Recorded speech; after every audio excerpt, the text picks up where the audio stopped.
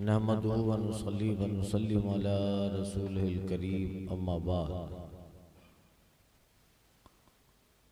फ़अऊज़ु बिल्लाहि मिनश शैतानिर रजीम बिस्मिल्लाहिर रहमानिर रहीम मन युतिल हिकमता फ़क़द ऊतिया खैरन कसीरा सदक़ल्लाह। सजदे तिलावत का जिक्र जारी है। कुछ मसाइल अर्ज किए, आगे से समाअत करें। मसला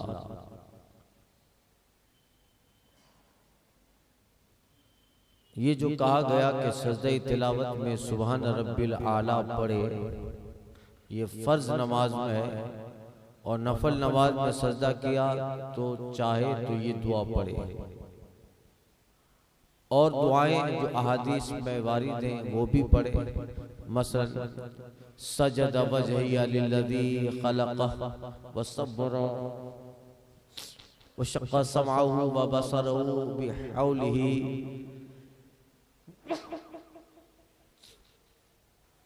व क़ुव्वतिही फ़तबारकल्लाहु अहसनुल ख़ालिक़ीन। या ये पढ़े अल्लाहुम्मा मक्तुब ली इंदका बिहा अजरम वज़अनी बिहा विज़रा वजअलहा ली इंदका ज़ुख़रा व तक़ब्बलहा मिन्नी कमा तक़ब्बलतहा मिन अब्दिक दाऊद। ये कहे सुभान रब्बिना इन कान वाद रब्बिना लमफ़ऊला। अगर नफल नमाज में सजदे तिलावत आया है तो ये दुआ भी पढ़ सकता है। अगर बैरून नमाज हो तो चाहे तो ये पढ़े, या साहबा और ताबईन से जो आसार मरवी हैं वो पढ़े। मसलन इब्ने उमर से रिवायत वो कहते हैं अल्लाहुम्मा लका सजदा सवादी व बिका आमना फुआदी अल्लाहुम्मा ज़ुक़नी इल्मा यनफ़उनी व अमला यरफ़उनी। ये पढ़े अगर नमाज के बाहर तिलावत किया है और सजदा कर रहा है। सजदे तिलावत के लिए अल्लाह अकबर कहते वक्त में हाथ उठाना न उसमें तशहुद है न सलाम है, डायरेक्ट सजदा करना है तकबीर कहते हुए। तकबीर मतलब कानों तक हाथ नहीं उठाना, अल्लाह अकबर कहते हुए सजदे में चले जाना है। मसला अगर उस वक्त किसी वजह से सजदा न कर सके तो तिलावत करने वाले सामे सुनने वाले को ये कह लेना मुस्ताहब है समीना वताना व गुफरानक रब्बना व इलैकल मसीर। जिसने सुना है और उस वक्त सजदा करने की सिचुएशन और पोजीशन में नहीं है तो ये कह ले रब्बना समीना वताना गुफरानक रब्बना व इलैकल मसीर। सजदे तिलावत नमाज में करना वाजिब है, ताखिर करेगा गुनहगार होगा। नमाज में अगर आयत सजदा पढ़ी है तो नमाज में सजदे तिलावत करना वाजिब है, ताखिर करेगा गुनहगार होगा। और सजदा करना भूल गया तो जब तक हुर्मत नमाज में है कर ले, अगरचे सलाम फेर चुका हो, जब तक कोई मुनाफी नमाज काम नहीं हुआ और सजदे सहू भी करे। ताखिर से मुराद 3 आयत से ज्यादा पढ़ लेना है। इतनी ताखिर के 3 आयत से ज्यादा पढ़ ले, कम में ताखिर नहीं। मगर आखिर सूरत में अगर सजदा वाक़ई आखिरी सूरत में सजदा है, मसलन इन शक्कत तो सूरत पूरी करके सजदा करेगा, जब भी हर्ज नहीं है। नमाज में आयत सजदा पढ़ी तो उसका सजदा नमाज ही में वाजिब है, बैरून नमाज नहीं हो सकता। नमाज में आयत सजदा पढ़ी तो उसका सजदा नमाज में है, बैरून नमाज नहीं हो सकता। और कसदन न किया तो गुनहगार हुआ, तौबा लाजिम है, बशर्ते कि आयत सजदा के बाद फौरन रुकू और सुजूद न किया हो।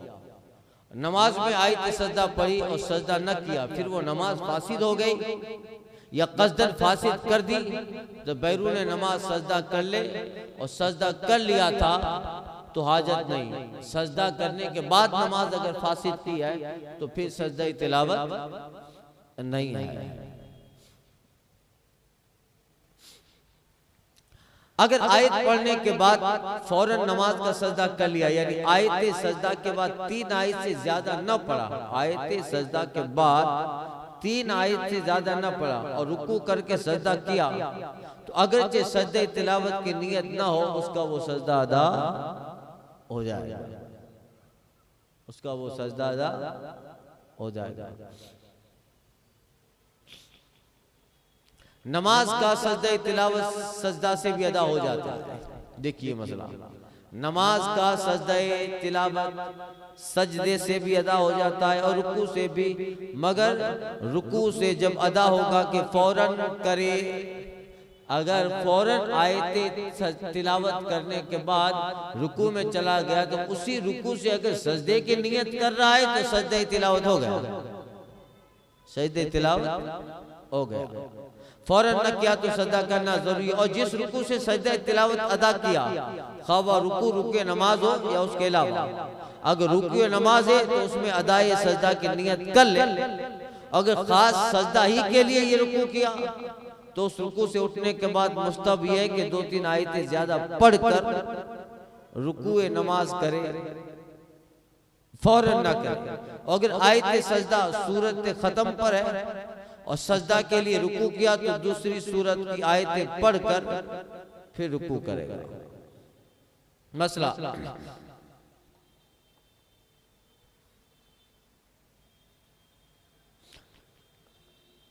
रुकू जाते वक्त सजदा की नियत न की बल्कि रुकू में या उठने के बाद की तो ये नियत काफी न होगी। तो बताए ना, रुकू अगर रुकू ही में आयत सजदा पढ़ी और रुकू उसी से अगर सजदे की नियत कर लेता है तो हो जाता है।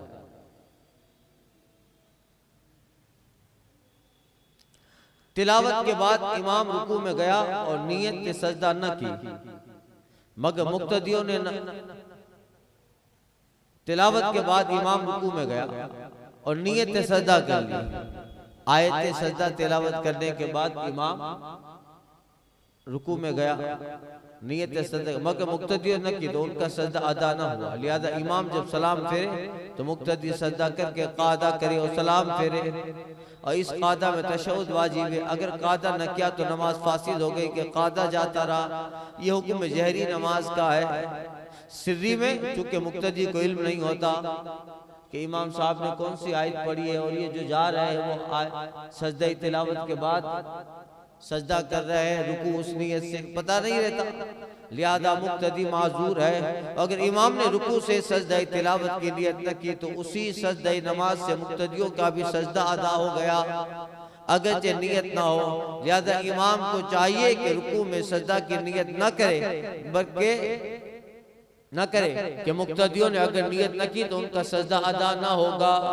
और अगर रुकू के बाद जब इमाम सजदा करे तो उससे सजदा तिलावत बहरहाल अदा हो जाएगा, नियत करे या न करे, फिर नियत की क्या हाजत। जहरी नमाज में इमाम ने आयत सजदा पढ़ ली तो सजदा करना औला है, और सिर्री में रुकू करना कि मुक्तदियों को धोखा न लगे, मुक्तदियों को वो खामोश सिर्री नमाज है। अब सिर्री नमाज में, जोहर की नमाज में आयत सजदा पढ़ ली, आयत तिलावत सजदा पढ़ ली तो मुक्तदियों को थोड़ा पता लगेगा कि क्या पढ़ा है। तो डायरेक्ट वो सजदे में जाएगा तो मुक्तदी लुकमा देंगे, तो सिर्री नमाज में ना पढ़े, रुकू करे। अगर पढ़ भी लिया तो रुकू करे। मसला, मुसल्ली सजदा तिलावत भूल गया, रुकू या सजदा या कादा में याद आया तो उसी वक्त सजदा करे, फिर जिस रुकन में था उसकी तरफ कूद कर, यानी रुकू में था तो सजदा करके रुकू में वापस हो अला हादिर काद। अगर उस रुकन का याद न किया जब भी नमाज हो गई, मगर कादाए अखीरा का याद फर्ज है कि सजदा से कादा बातिल हो जाता है। एक मजलिस में सजदा की एक आयत को बार बार पढ़ना या सुना तो एक ही सजदा वाजिब होगा। एक ही मजलिस है, एक ही मजलिस में आयत सजदा को बार बार सुना, बार बार पढ़ा, जैसे तफसीर में बार बार आयत पढ़ते हैं, दर्स होता है। तो एक मजलिस में आयत सजदा को बार बार पढ़ा या सुना तो एक ही सजदा वाजिब होगा। अगर ये चंद शख्सों ने सुना, यूं ही अगर आयत पढ़ी और वही आयत दूसरे से सुनी, जब भी एक ही सजदा वाजिब होगा। एक ही मजलिस में उसने भी आयत पढ़ी ने, फुला ने भी आयत पढ़ी, फिर उसने भी ये पढ़ी, तो सबसे सुनकर सबका सजदा नहीं होगा, एक ही सजदा। मगर मजलिस एक ही होनी चाहिए, जगह ना बदले। आगे आ रहा है मजलिस बदलने का मतलब क्या। पढ़ने वाले ने कई मजलिसों में एक आयत बार बार पढ़ी, आयत सजदा। पढ़ने वाले ने कई मजलिसों में एक बार आयत बार बार पढ़ी, और सुनने वाले की मजलिस ना बदली, तो पढ़ने वाला जितनी मजलिसों में पढ़ेगा उस पे उतने सजदे वाजिब होंगे, और सुनने वाले पर एक ही सजदा है, एक ही। अगर उसका अक्स है, यानी पढ़ने वाला एक मजलिस में बार बार पढ़ता है और सुनने वाले की मजलिस बदलती रही, तो पढ़ने वाले पर एक सजदा वाजिब होगा, सुनने वाले पर उतने जितनी मजलिसों में सुना। मजलिस से मुराद आगे देखिए बता रहा हूं। मजलिस में आयत पढ़ी या सुनी और सजदा कर लिया, फिर उसी मजलिस में वही आयत पढ़ी या सुनी तो वही पहला सजदा काफी है। एक मजलिस में चंद बार आयतें पढ़ी या सुनी और आखिर में उतनी ही बार सजदा करना चाहे तो ये खिलाफ मुस्ताहब है, बल्कि एक ही बार करे बखिलाफ दुरूद शरीफ के नाम अक़दस सल्लल्लाहु अलैहि वसल्लम लिया गया, तो एक बार दुरूद शरीफ पढ़ना वाजिब है, हर बार मुस्ताहब है। दुरूद शरीफ का मसला है। दो एक लुकमा खाने और दो एक घूंट पीने, खड़े हो जाने, दो एक कदम चलने, सलाम का जवाब देने, दो एक बात करने, मकान के एक गोशे से दूसरे की तरफ चले जाने से मजलिस न बदलेगी। मजलिस बदलने का मतलब क्या। हाँ, अगर मकान बड़ा है जैसे शाही महल, तो एक मकान में एक गोशे से दूसरे कोने में जाने से मजलिस बदल जाएगी। कश्ती में सवार, कश्ती चल रही है, मजलिस ना बदलेगी। रेलगाड़ी का यही हुक्म है, जानवर पे सवार है वो चल रहा है तो मजलिस बदल रही है। हाँ, अगर सवारी पे नमाज पढ़ रहा है तो ना बदलेगी। 3 लुक़मे खाने, 3 घूंट पीने, 3 कलमे बोलने, 3 कदम मैदान में चलने, निकाह खरीद और फरोख्त करने, लेट कर सो जाने से मजलिस बदल जाएगी, 2 लुक़मा खाने से नहीं बदलेगी। तो क्या मतलब समझ में आया। अगर 2 लुक़मा खा के कोई आयत सजदा पढ़ रहा है, फिर 2 लुक़मा खाया आयत सजदा पढ़ा, तो जितनी बार वो पढ़ेगा मजलिस नहीं बदलेगी, उस पे एक ही सजदा है। मगर 3 लुक़मा खा लिया तो मजलिस बदल जाएगी। इसी तरह बड़ा मकान है तो उधर एक आयत सजदा पड़ी, इधर एक आयत सजदा पड़ी तो मकान बदल गए। छोटा मकान है तो कोने में इधर आयत सजदा पड़ी, उधर आयत सजदा पड़ी तो मकान न बदला, मजलिस न बदला।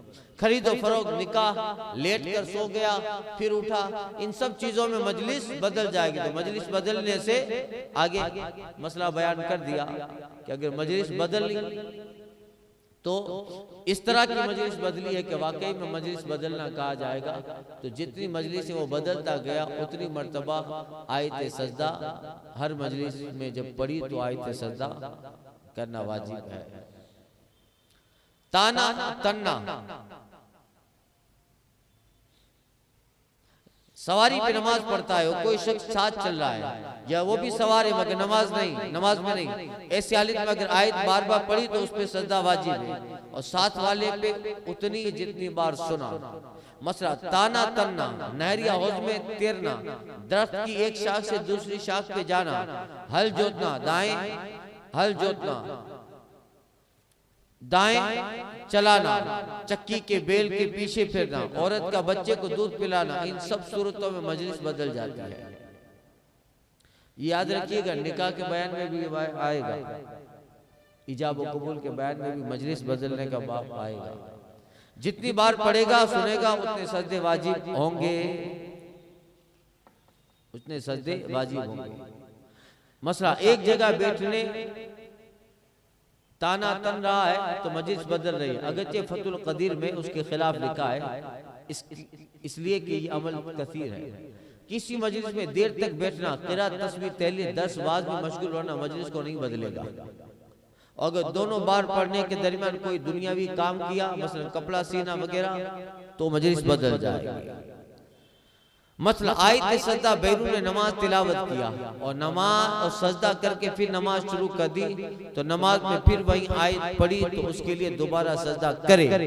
अगर पहले न किया था तो यही उसके भी कायम मकाम हो गया, बशर्ते कि आयत पढ़ने और नमाज के दरमियान कोई अजनबी फेल फासिल ना हो। और अगर न पहले सजदा किया न नमाज में तो दोनों साकित हो गए और गुनहगार हुआ, तौबा करे। एक रकात में बार बार वही आयत पढ़ी, आयत सजदा एक रकात में बार बार वही आयत पढ़ी तो एक ही सजदा काफी है। चंद बार पढ़कर सजदा किया या एक बार पढ़ के सजदा किया, फिर दोबारा से बारा आयत पढ़ी। यूं ही अगर एक नमाज की सब रकातों में या 2-3 में वही आयत बार बार पढ़ी तो सबके लिए एक ही सजदा काफी है, एक ही सजदा तिलावत काफी है।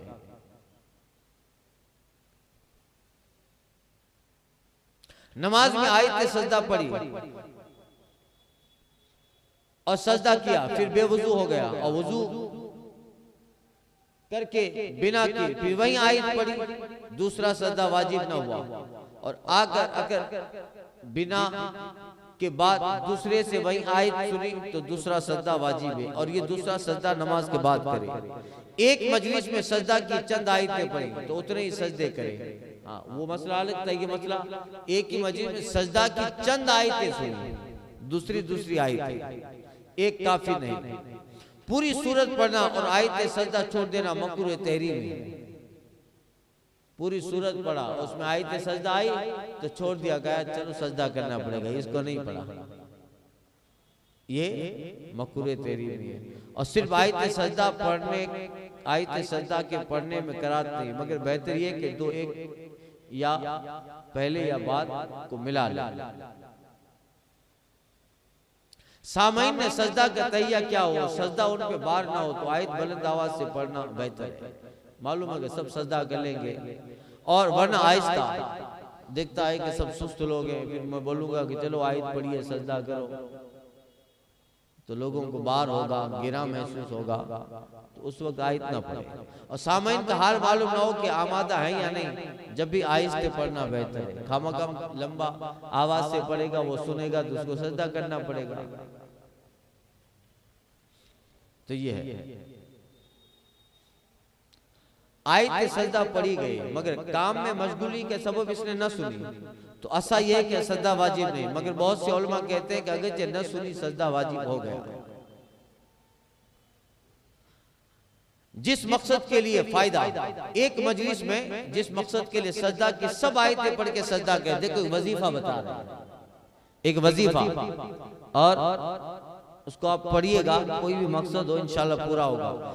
एक जिस मकसद के लिए एक ही मजलिस में सजदा की सब आयतें पढ़ के सजदा करे, अल्लाह उसका मकसद पूरा फरमाएगा। एक एक आयत पढ़कर उसका सजदा करता जाए या सबको पढ़कर आखिर में 14 सजदा कर ले। मगर ये 14 जो आयतें सजदा है वो पढ़कर बंदा अल्लाह से दुआ करेगा, अल्लाह ताला उसकी सब दुआएं कबूल कर लेगा। तो ये एक वजीफा है, याद कर लीजिएगा। इसमें आयत सजदा बारिश शरीफ के इस बयान में शुरू में सब आयत सजदा बताई है, तो आप देख ले। तो कभी ऐसा हो एक एक आयत सजदा पढ़ के सजदा कीजिए, फिर दुआ कीजिए। हजरत कहते हैं अल्लाह अज़्ज़ व जल मकसद पूरा फरमा देगा। जमीन पे आयत सजदा पढ़ी तो ये सजदा सवारी पे नहीं कर सकता, मगर खौफ की हालत में हो सकता है। और सवारी पे आयत पढ़ी तो सफर की हालत में सवारी पे सजदा कर सकता है। मसला मर्ज की हालत में इशारा से भी सजदा हो जाएगा, जो ही सफर में सवारी या इशारे से हो जाएगा। मसला जुमा व ईदैन और सिर्री नमाजों में और जिस नमाज में जमात अजीम हो, आयत सजदा इमाम को पढ़ना मकरूह। आयत सजदा इमाम को पढ़ना कंफ्यूज होगा ना भाई, ईद वगैरह में इतनी मौजूद पब्लिक होती है। तो जुमा ईदैन सिर्री नमाजों में जिसमें खामोशी से तिलावत होती है, और जमात जिस नमाज में अजीम जमात हो, इज़्तिहाम हो, इमाम को आयत सजदा पढ़ना मकरूह है। हाँ, अगर आयत के बाद फौरन रुकू और सुजूद कर ले और रुकू में नियत न करे तो करात नहीं। मिंबर पे आयत सजदा पढ़ी तो खुद उस पर और सुनने वालों पे सजदा वाजिब है, और जिन्होंने न सुनी उन पे नहीं। मसला सजदा शुक्र, आखिरी मसला इस बाब का। मसलन सजदा शुक्र, मसलन औलाद पैदा हुई या माँ बाप या माल पाया या गुमी हुई चीज मिल गई, मरीज ने शिफा पाई, मुसाफिर वापस आ गया, गज किसी नेमत पे जो सजदा शुक्र करना है ये मुस्तहब है। उसका तरीका वही है जो सजदा तिलावत का है, इसका तरीका वही है जो सजदा तिलावत। मसला सजदा बेसबब, जैसा कि अक्सर अवाम करते हैं, न सवाब है न मकरूह है। नहीं, नमाज के बाद सजदा कर लेते हैं, बैठे हैं और बैठकर सजदा कर लिया तो वो बेसबब है मगर मकरूह भी नहीं है, कर लिया तो कर लिया। मगर और बहुत सारे लोग सजदा कैसे करते मालूम है? ऐसे हाथ ऐसे रखते हैं, ऐसे, ये बेसबब है। सजदा तिलावत होते उसी तरह अगर दुआ के लिए भी सजदा करे, शुक्र के लिए, शिफा के लिए, नेमत मिलने के लिए, तो भी ऐसे ही करे जैसे नमाज का सजदा होता है, ऐसे करे। कुछ लोग सजदे में जाते हैं हाथ मांग रहे हैं ऐसे अल्लाह से, ये तरीका बेसबब है। ये ऐसे ही सजदा जैसे नमाज में होता है ऐसे ही सजदा करे और दुआ दिल में मांगे, और उसमें बेहतरी है कि सजदे में जाए सुभान रब्बिल आला कहे फिर दुआ मांगे, तो सजदा ही शुक्र है। यहाँ से सजदा तिलावत का बयान खत्म हुआ। आगे है मुसाफिर की नमाज का बयान। मुसाफिर की आइंदा के दर्स में अर्ज करता हूँ। अल फातिहा।